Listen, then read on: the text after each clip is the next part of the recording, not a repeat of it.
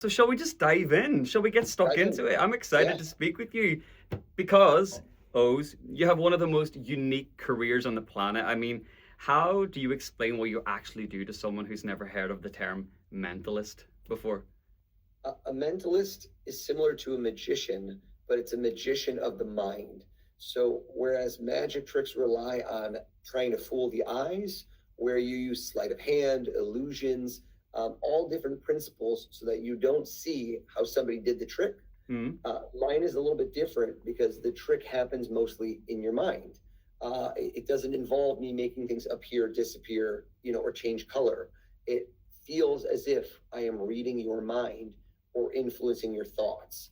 And it takes kind of the guiding principles of magic, which is those of misdirection, of influence, of to some degree deception and statistical analysis, and using them to entertain, mystify, deceive, and overall create memorable moments for people. Nice. That must have been crazy growing up. Like, what was your earliest moment when you realized like human behavior and all of this was kind of your, how do you say, like your currency?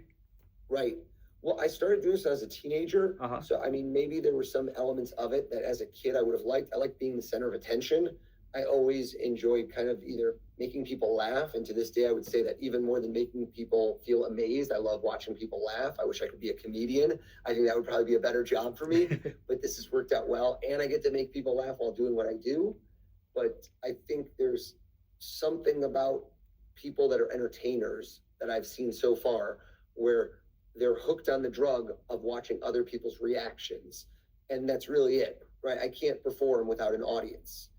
You can actually perform magic without an audience because you can practice tricks over and over and over. It's akin to juggling, right? You could learn how to juggle all you want and become the best juggler in the world without ever having an audience. Mentalism requires an audience. Magic does too, but you can practice magic without an audience much more than mentalism. Mm-hmm. And was there a moment like, did you grow up just having this ability, or was there a moment or an era for you like, oh, like this, I'm on to something, or that other No, people no, couldn't? I don't think I grew up like this at all. I think it was just a trained skill. It's a learnable skill, just like math, just like science, just like music, just like anything else, where you might have an innate talent, Hmm. right? There's an innate talent that you can live up to your potential if you're willing to keep working through it, but you have to put in the work. I've never seen somebody who just, has got it. Right. They've got to practice and practice and practice, and to some degree develop your own unique flavor of what you do, which for me has been kind of that mentalism, and creating unique routines that appeal to people that are watching. Right. 100%. Interesting. Now, I think we should just dive straight into the question that probably a lot of people watching and listening to this really just want to ask you. Can you actually tell when someone is lying to us? Like, can we tell that? So I don't have a simple rule of thumb that says this is like a human lie detector test. Right. Within the guise of my show, I perform a lot where I tell you how people are lying, but I do it within the context of my show. Again, so it's very similar to if you think about a football player, they run, they catch a ball, they throw a ball, but if you told them to, to go chase somebody down, I don't know they can do the same thing. It's not the best metaphor, but you're doing it within the principle of what your kind of rules of the game are. So when I'm performing a very specific way and I'm asking a certain series of questions where within that framework, I can usually figure out if people are telling the truth or lying. Every day in my day-to-day life, is it a superpower where I can just know if everyone's lying or telling the truth to me? No. I wish I could, and I don't have a way for you to do that. I have tactics that will increase your chances of reading people more effectively. I've written about them and I've learned them over time, but I don't, it's not a psychic or supernatural skill where it's every single time I can guess. Right, right. Which leads me on to my next question I'm curious about. It's about the ability to turn on or off your skills. Like, I guess people might be under the impression that, you're constantly reading people or you see people or, you're hyper focused. That's not the case, or? It's a little bit of both. Okay. How could you, if you are a dentist, do you always look at people's teeth and analyze whether their teeth are straight? Are Yeah. they yellow or white? I think you probably do, but I don't think it's your only thing you look at when you see someone. So when I'm performing as a mentalist, I'm noticing certain patterns, certain behaviors. And if those things jump ship beyond the form of entertainment to day-to-day life, and I can tell, well, I don't think that person's being honest with me, Right. or I think that person is kind of making up a story right now that isn't fully true, then of course, if I can use that for a tactical advantage, I will. And most of the time, I would say I'm not in mentalist mode. I'm just in day-to-day life mode. But when I turn it on, I turn it on. Hmm. I'm trying to put myself in your position and in your shoes to think how, if I had your ability and your skills, how I would navigate relationships and friendships. But has that Right. ever made your friendships or relationships, does it make it easier or harder, or I think it makes it harder because of my schedule, not because of things you think, which is my schedule is just very challenging. The logistics of what I do involve being gone a lot. For decades, I was always working on weekends because you're an entertainer. So in that sense, you know, it hurts relationship and friendships just because of that. But the reading people, I would tell you, my friends would say, yeah, he's not anything different than any of us when it Yeah. comes to reading people, knowing things. I don't think they're on guard next to me. If you've known me long enough, you pretty much get comfortable around me within a matter of days, weeks, or months. And I've got a core group of friends who knew me before I did this. They've known me after it, and I don't think they're that paranoid. right? I think if anything, they're like, we don't know how you're doing this, because in day-to-day life, you sure aren't reading my mind. Yeah. Why didn't you know I wanted to go out, for tacos? Why did you take me for sushi if you're that good of a mentalist? Right. You should have known what I wanted for my birthday. Exactly. That's the joke always. This Yeah. is the worst present ever from the world's greatest mind reader. Get it together. Right. Do you know what I mean? Step up. But you often talk about memory as being this kind of trainable skill rather than a gift. What would you say is one simple memory technique that anybody listening again or watching can learn today that would kind of instantly help them retain information? And I'm speaking about like learning languages, for example, or new skills. Sure. So, I mean, one of the big ones for me, and I did a TED talk where I taught this because it's such a key skill in life, is to remember people's names. Because nothing makes you feel more seen and heard than somebody knowing your name. Let's say you met somebody and then an hour later you see them again, you go, it was great meeting you, and you connect with them, right? Versus being like, see you later, like you don't know their name. Was it Betsy? Was it Billy? Yeah. What was that girl's name? So I have a great little parallel between a shampoo bottle and the instructions on the back, which sounds so silly, and how to always remember people's names, which is the back of a shampoo bottle says lather, rinse, repeat. Those are the 3 steps. Lather, right? Rinse to get it smell good. Repeat because you got to sell more shampoo. So in a nutshell, lather, rinse, repeat, 3 words. Everyone knows that on the shampoo bottle. I call it listen, repeat, reply. So when you hear someone's name, the first step is the one that most people actually mess up, which is listening. Most people do not remember a name because they're not actually forgetting it. They never knew it in the first place. They never actually ingrained it. They never stamped it on their mind. And so the key is when you're going to meet someone and you're in a party or you're in a setting and you go, right when they say their name, you stop everything you're thinking. You don't think about what you're going to say next. You don't think about all the other 100 thoughts that pop in your head. You listen to their name. You make your mind a blank. And the moment they say it, you repeat it back to them. And you pronounce it, and it's Mihal. Is that right? Mihal? Because I've never heard it said that way. It is indeed, O's. But how do you spell it? It's Miceal, but it's Mihal. That's so unique. So I've done 3 things there. I've listened to your name. I've repeated your name at least twice, right? I said, Mihal, did I say that correctly? Mihal? And so you've said it twice. You've created a much higher likelihood of you remembering it now because you've stamped it in your brain. And then you reply. So listen, make sure you know it. Repeat is you say it back at least twice. And reply is you create some sort of memory hook. One of them is spelling it, right? And you can do this with the easiest of names, which is the name is Jenny. Is it Jenny or Jenny with an I at the end, right? Or if it's such an easy name like Bob, you're never going to forget that. You can give someone a compliment. So 1 is spelling, 2 is a compliment. Say, Mihal, I love that tie, my friend. That's really sharp. Look, I love that tie. Blue's my favorite color. So now I remember you based on a visual, you're wearing the blue tie. 3 is connecting you with somebody I know, which in this case, let's say it's Bob. I go, oh my God, my sister's best friend is a guy named Bob. It's so weird. Is that really the case? No, I just made it up, but I'm going to create some sort of connection between your name, that person, so that when I see you 5 minutes, 10 minutes, 30 minutes later, my chances that I've forgotten your name have decreased exponentially. I will see you and go, "Oh, that's Mihal. I remember him from Sweden, from Stockholm." And you'll have some sort of connection with that person, and you don't have that dreaded moment of, "Oh, what's their name?" Right. That's good advice, and I think with a name like mine, I'm not sure about you, but growing up, I wish people heard that, this piece of advice growing up, because Yep, like I said, I've heard everything, Michael, Mikhail, Misil, so yeah, great right. advice. If you can create a hook that it rhymes with something, so yours is difficult because like it goes against the grain, which is very similar to mine. You have a name that looks like a name we know. So you're going against the grain because they want to say Michael. So my name looks like the Wizard of Oz. So you want to say Oz. And so again, I don't like to correct people, but I run into situations where somebody says my name incorrectly to somebody who says my name correctly. Now it's very awkward for one of those people because they go, "That's not his name." They go, "That is his name." And then they go, "Why didn't you correct me when I said your name wrong?" I go, "I don't want to make you feel weird." But that person wants to make sure they're giving you respect and saying your name right. Yeah, I'm all too familiar with that situation. Then you're just like, "Oh, get me out of here."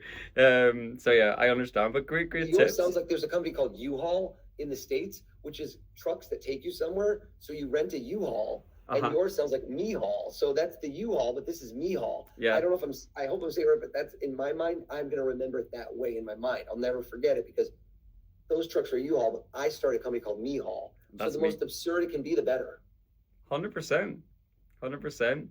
But Oz, we have a lot of entrepreneurs, executives, and business owners listening and watching to all of our channels on Brainz. What would you say is the best advice you can give someone who wants to be more likable, connect faster, or perform well in these high pressure, like let's say negotiation settings and meetings?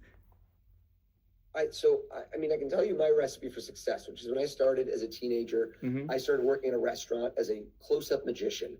And I was in an environment where people did not want me there. So again, you think, oh, you're going to want some 14-year-old kid walking up to you while you're having dinner? No, most of the time people are like, "Who are you? What do you want from me right now?"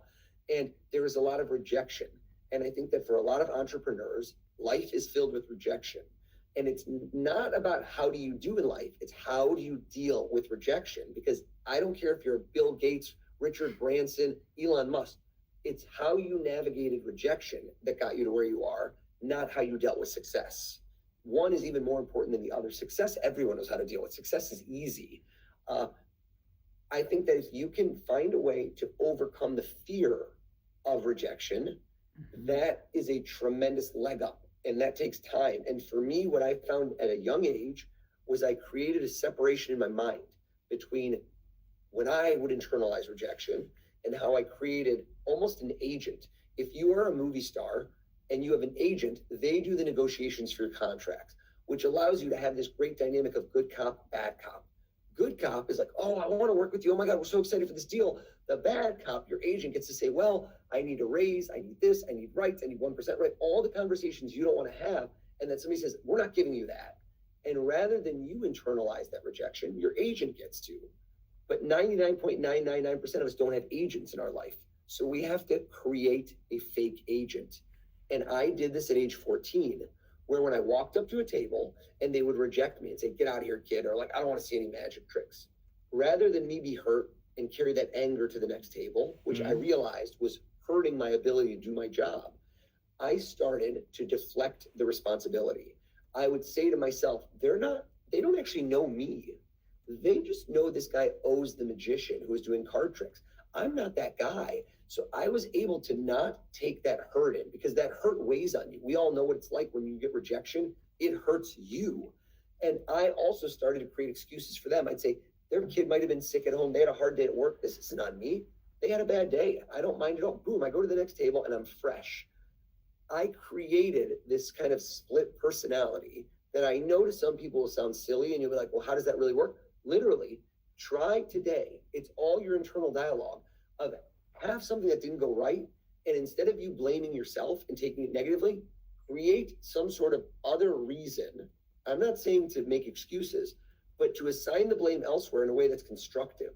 And think of this kind of visual element.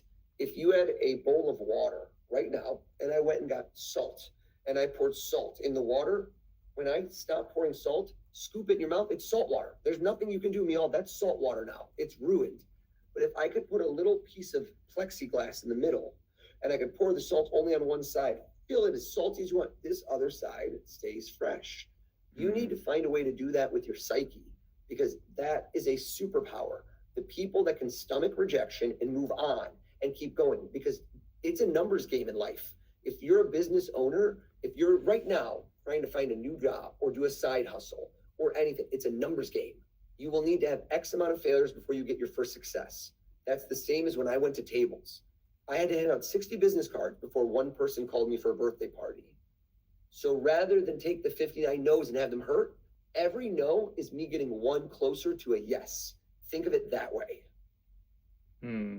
Wow. Yeah, it's true. It's you need all those lessons. You need to be you need to face those rejections and stomach them. And I like the imagery of like the plexiglass, being able to filter through and not letting it go so deep so that it can not poison, but that analogy of like poison the psyche and kind of freak you out for It holds future. you back. It holds you back. As soon as you have the hurt, your body readjusts, your mind readjusts, and do you know what you do?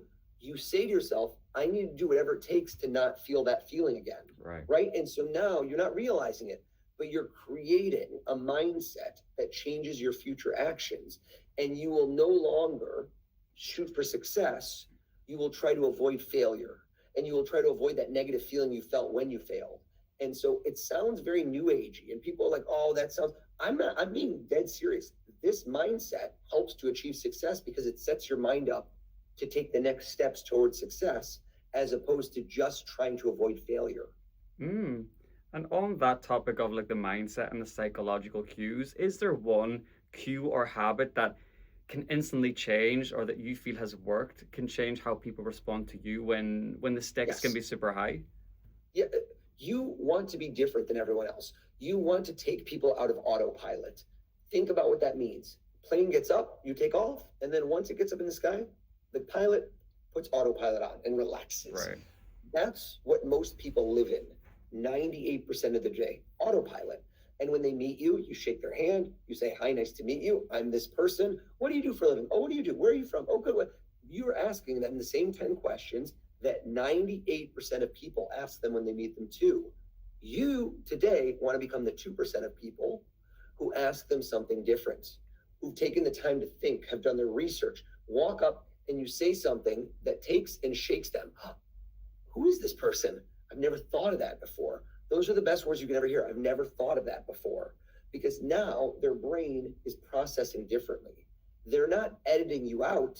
You've created something exciting. Think about this. When you look back at the end of your day, and I ask my kids this, you ask them, how was your day? It was good. What do you remember from your day? What was the funniest moment? What was the worst moment, right? What were the extremes that stayed in your brain that you're going to talk about tomorrow or a week from now or a month from now? How do you become memorable? And I think that's what I've studied in my performances is what can I do that makes me memorable within the guise of mentalism? But I think the same thing works in every business, which is what can you do to be memorable? And when you meet someone for the first time, you get that chance at a first impression. And what you ask them, what you say to them, how you represent yourself is a massive, massive chance at kind of furthering that relationship. Yeah, so we're taking them off autopilot, we're becoming that 2%, and we're trying to catch them off guard in the best way to be memorable, right? Well, think about it. Think about asking somebody. So I'm going to give you a great example, just one from my life, where I prepared for this moment for months, which is I was doing a show and President Barack Obama was speaking before me, and then I was performing after him. And we did not know, and this was a huge moment. I was very excited to hopefully meet him. I didn't know if I would. They said there would not be a meet and greet. So again, I'm going to prepare. If somebody says to you, oh, it's not going to happen, I don't care what they say. Prepare yourself for if it does, or try to make it happen. Again, no one will ever be as good of a cheerleader for you as for yourself. No one. You need to always allow yourself to be like, when I used to give out business cards, not to sidetrack, when I was 14 or 15, I learned early on that people go, oh man, we had a guy like this at our party. This would be awesome, right? And I go, oh, here's my card. Call me. What do you mean call me? Now they hold your future in their hands. If they lose the card, if they forget to call you, if any of a million things happen in the next day, that business lead is gone. You know what you do? You take charge. You say, oh my God, that's so great. Let me get your card and I'm going to call you and let you know if I'm available for your date. I'll take it down right now. Now the follow-up is in your hands. Right. Always, always put the follow-up in your hands. So when I met President Obama, I decided, what could I do when I meet him that's going to change his perspective? And I thought about this for months. And I walked up, and he was saying hi to people. We didn't know this would happen. And at one moment, he turns to me and he holds out his hand to shake. And I say to him, "Thank you so much for the gift, sir." And what would you say, Mihal, if somebody you didn't know said, "Thank you so much for the gift"? You're welcome. No, I don't know. I'd be like, I think I'd go with the flow. You would say you're welcome even if you had no idea what you had given them? I don't want them to feel uncomfortable. Oh, really? So I think most people, that's very funny, but it's very Scandinavian. I think Americans are going to be a little more direct. But I think 9 out of 10 people, if you said this, then "Thank you so much for the gift," would say, "What gift?" Right? Because they're confused. It's a moment of confusion. Is he thinking I'm someone else? So he goes, "What gift?" And that's when I'm ready to go. And I said, "Well, I'm going to be performing later on that stage. So I forever get to tell people that President Barack Obama opened for me." So first off, he laughs. He wasn't expecting this, Right. because when he meets people, they always say, "Great to meet you, sir." And they tell him a story about something about him. He's ready for all of these scenarios, none of which was "Thank you so much for the gift." That, in his eyes, it jarred him out of autopilot. Right. And I hope that the follow-up would be that he goes, "What are you performing?" So I can now tell him what I do, right? Every one of these questions opens up another branch and another question. If you walk up to somebody with a yes or no answer, all you're going to get is a yes or no answer. And the problem is, if it's a no, that's a door slammed in your face. I never want to give someone that option. Never ask yes or no questions if you want to continue a conversation. Ask questions that create branches on a tree so that you have more options on where to go with it next. And I think that's really, really important if you want to set yourself apart. The question changes to be, "What do you do for a living?" Done. I've got my answer. I would love to say, "What's the most interesting thing you do every day at your work?" And tell me more about that, right? Like, lean into the things people want to talk about. 100%, I guess, everything you've said. Plus, like, it feels just to be super intentional as well about everything you're doing. Absolutely. Yeah, incredible. So, in your new book, Read Your Mind, it breaks down the psychology behind what we do as people. If someone reads that cover to cover, what's the one skill or insight you really hope that they walk away with and keep for the rest of their life? Oof, I mean, that's a tough question because I feel like there's a lot of skills in the book. I pack them in, and fingers are crossed. If you read it, you get a lot of actionable takeaways. Yeah. The one that we just discussed, never forgetting a name again after you've met somebody at a party. If you take that away from my book, it was worth your time and your money. I believe truly that is a skill that I have used in my life, and that has been incredibly important to my social and business success. I think that the one I just told you about, which is eliminating your fear of rejection, if you can rewire your brain, that's a huge asset. Another one is just how to gain confidence quickly. I think so many of us, we aren't confident. I wasn't confident when I was 14 years old. When I look back now at moments in my life where I'm on TV in front of millions and millions of people live, 10 years before that, I would have been a puddle of sweat freaking out. So what happened in those years that got me there? And is there a way to fast track that feeling so that you don't need 10 years to get to that level of confidence? What if you could get there in 10 days or 10 months, right? I don't know. Everybody's different how they're calibrated, but how can you achieve that quicker by learning from my mistakes and my experience? Those are really the key parts of the book. I'm not going to teach you to be a mentalist. I am not going to teach you any magic tricks. There are lots of books already out there. I would not have written a book that was repetitive. I want to teach you skills that have helped me in my life so that I hope they can help you. Those are a few of the really big ones.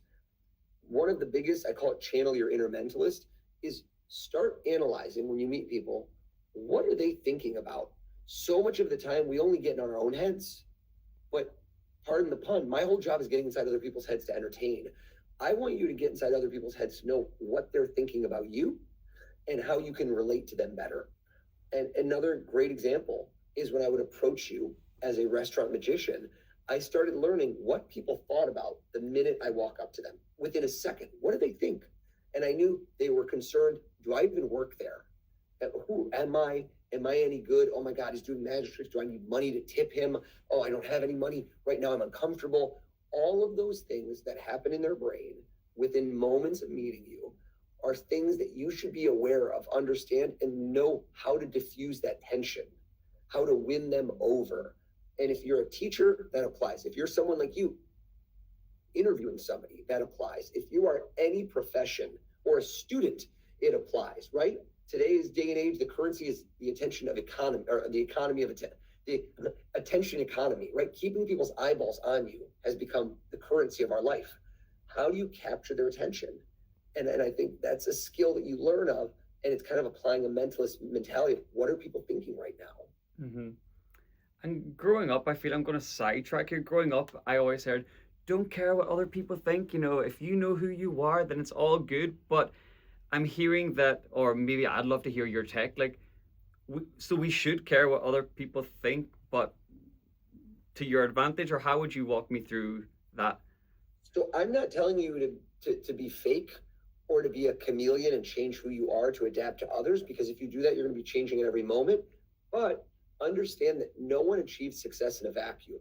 Everyone has to rely on other people in some way, shape, or form, whether that's people that you have to lead and win them over to have them join you. That's if you're in a company. If you are a solo position like me, I work where I have audiences and I need to win over my audiences. And so make no mistake about it. Anything you do in life, even if you're in third grade, how do you work in groups? How do you deal with teachers? How do you deal with stress? How do you deal with pressure, right? All of those things are skills that we learn over time. We adapt, we improve. And how do you increase your rate of learning so it happens quicker? So I would suggest that my skills as a mentalist and knowing how people think and behave have allowed me to create deeper bonds and connect with them in a quicker way, because I don't ask the same questions as other people. I try to be more memorable than other people by doing things that appeal to them. Examples, I have performed for football teams. Those clips tend to go viral online. When I'm doing those, I don't do a card trick that you see every other magician do. I do things that are all about football. If I go on a business network like CNBC, I do things that are all about stocks and bonds and the markets and interest rates, so that the people watching are fascinated because what I'm doing is interesting to them, not interesting to me. I think like the person watching me. And so to answer that question, yes, you should definitely be true to yourself and be who you are, but to not care what other people think about you, if those people have some sort of tie-in to your success. Now, success, I'm not just saying monetary, but if you have goals you want to achieve, those people probably have something to do with your success. They will help you get to the next level. And so if you can find a way to make them your champions and have them be motivated to help you achieve your success, you're going to do much better, much quicker. Many entrepreneurs talk about growth and scaling, but you, from what I've seen and heard, you really emphasize presence and connection. And how do you balance ambition with staying quite deeply present in each moment? That's a good question. I try to stay present. I haven't mastered the technique. I am very much fixated on the future a lot of the time, which I think is to your detriment. Okay. Because I learned it's a funny story. It's something I wrote about in the book, which is I like to run marathons and ultra marathons. And when I ran my fastest marathon ever, I was so focused on the time I wanted to get, and I didn't have the perfect race, and I didn't run that time, but I ran the fastest I've ever run, which is something you should always celebrate. A milestone of that magnitude is something you should enjoy and just say, wow, I might never run that fast again. And for you, that parallel could be whatever you want it to be. I worked so hard at getting, my 1,000 subscriber on YouTube, or millionth, or 10 millionth, or wherever you are, or getting this first sale, whatever it is that's your barometer for success. When you achieve it, celebrate it, enjoy those moments. That come up is sometimes the best part. And so I was so fixated on what I didn't get that I didn't enjoy what I had, which is likely in my life, given my age, I will probably never run that fast again. And it hurts me to think that I was miserable for the whole rest of the day and for days afterwards, beating myself up, instead of saying, wow, look what you just did. And I think there's something there for people to understand, which is that being present is enjoying what you're doing and letting that guide you to success. But don't let this moment where the amazing things are happening go, because all you're thinking about is the next one. I want this amount of money. I want this job. Because if you get it, you're going to notice this and talk to a lot of successful people. When you get that thing you thought you were going to get that was going to make you feel so satisfied, a lot of the time, it wasn't the thing you got. It was all of the steps getting there that were so fulfilling. Mm. And I guess it's what you said too. It's like always shifting the goalpost. It's exhausting. You're not It staying is. present. So no, great. But you mentioned there the ultra running and that you're an endurance athlete. How do you use your skills, like your mentalist skills that you use on stage or as an entertainer, to what you do in these ultra marathons, or if you do? And I think it's the opposite. I think the Aha! ultra marathoning skills assist me more on stage Wow! because it allows me to be very calm. It allows me to kind of turn down the noise, which is the noise is those negative voices in your head that are telling you this isn't going to work, or oh my God, I want to give up, or I want to quit, or I'm so over this, or why do I even want to do this in the first place, right? You start questioning your motivations, you lose sight of your goals. And during ultra marathons, when you're suffering and you're miserable, and God help me, I can tell you stories of like puking and just like Oy. being wrecked, being like think of the burnt grains of rice on the bottom of a pan that you're scraping off. That's what I felt like during races, where I'm done. And yet I come back from the dead, from heat stroke, from total dehydration, from everything, and I finish. And sometimes I finish really strong. And I think that ability to stay focused on your North Star, whatever your goal was. If you've decided this is your goal, you keep going towards it. Even if it's one step forward, six steps back, you keep always taking a step forward because you will eventually get closer and you will eventually achieve it if you are relentless.